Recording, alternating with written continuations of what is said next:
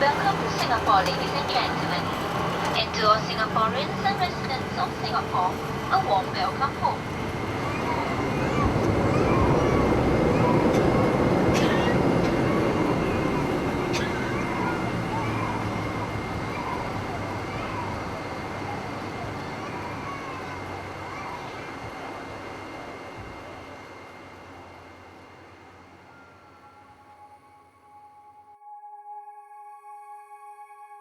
Singapore Changi Airport, one of the leading airports in the world, is an iconic landmark common to every Singaporean. However, little did most people know what actually came before the Changi Airport. And the answer is the Old Kallang Airport. The Old Kallang Airport is currently an unoccupied building, which sits along the Nicole Highway and the Kallang Basin. The only remains that were preserved are the terminal building and a few aircraft hangars that are still evident on site. On 31st August, 1931, the colonial government decided to build an airport in view of the growth and importance of civil aviation. Governor Sir Cecil Clementi announced that the government had decided on the Kallang Basin as the location for the new civil aerodrome for land planes and seaplanes. The design and construction of the new Kallang Airport started under the purview of Public Works Department Chief Architect Frank Dorrington Ward.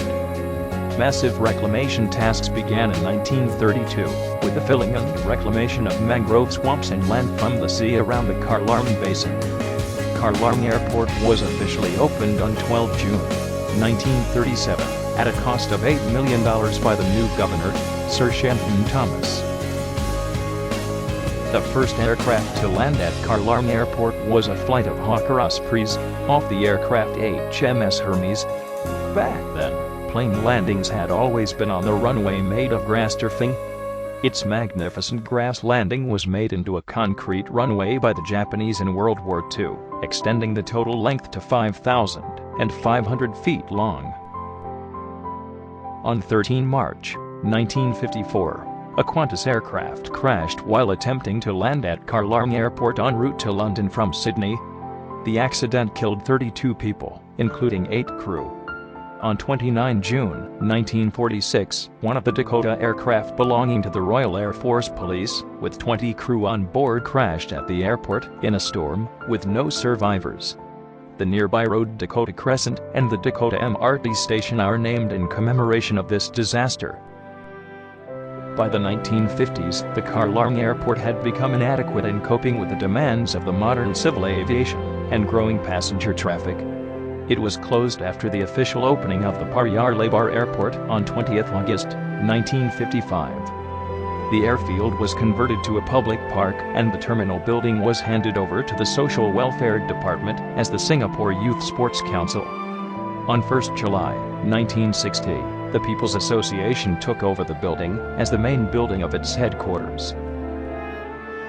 Have you ever wondered how exactly did the entire airport look before the aircraft hangars and runway was demolished? How did the landscape look before the erection of the National Stadium and Singapore Indoor Stadium? Let's find out. The aerial view of the old and current Kallang Basin shows what has been preserved and demolished. The area demarcated in red is where the terminal building has always been located. Branching out from it are 2 taxiways leading to the main runway as highlighted in blue.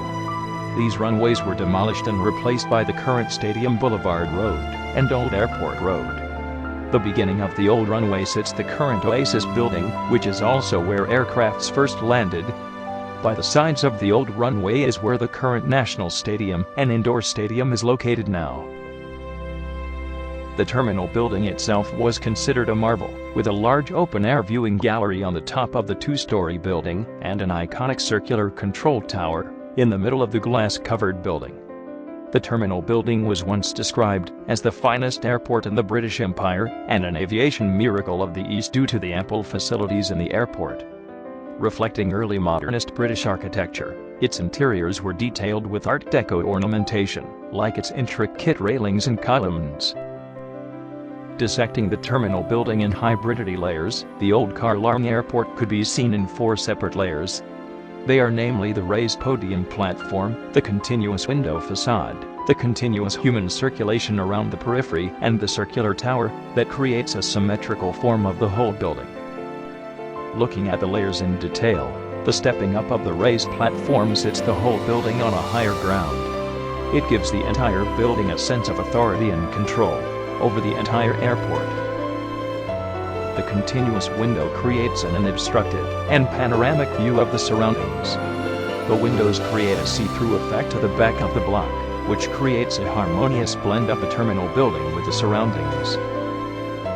Human circulation is emphasized all around the periphery of the building with intricate railings that further break down the facade and blends the building with the surroundings.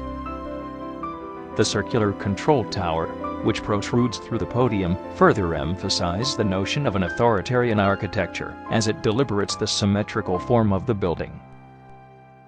It is interesting to learn that this 4-story high Kallang Airport, which is lower than the height of kite-flying, or a typical HDB block, was once an airport terminal building that directed all aircraft in taking off and landing. All of us must bear in mind the importance of our national heritage and preserve such historical architecture for the benefit of our younger generation.